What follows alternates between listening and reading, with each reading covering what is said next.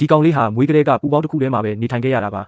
ဂျင်မီဟာကိုခံအားစနစ်လုံးဝမပါပဲမွေးဖွားလာခဲ့တာဖြစ်ပြီးတာမန်ပိုးမွှားလေးတစ်ခုကတော့သူ့ကိုတေးစေနိုင်တာကြောင့်မိဘတွေကသူ့ကိုအထူးဂရုစိုက်ကြရပါတယ်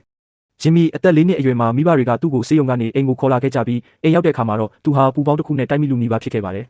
ဒါကိုမြင်လိုက်တဲ့သူ့မိကအညာတာမရှိပဲအဲ့ဒီပူပေါင်းကိုချက်ချင်းဖောက်ပစ်လိုက်ပါတယ်ပြီးနောက်သူ့ကိုပလတ်စတစ်အကြည်လုံးကြီးနဲ့အုပ်ထားတဲ့သူ့ရဲ့အခန်းထဲကိုခေါ်သွားပါတယ်သူမိဘတွေဟာသူ့ကိုရာဘာလက်အိတ်ကတဆင်ပဲထိတွေ့လို့ရပြီးသူ့ရဲ့ကစားစရာအယုတ်တွေအားလုံးကိုလည်းအသေးငယ်ဆုံးပိုးမွှားလေးတွေတောင်မရှိအောင်တန့်စင်ပေးထားရပါတယ်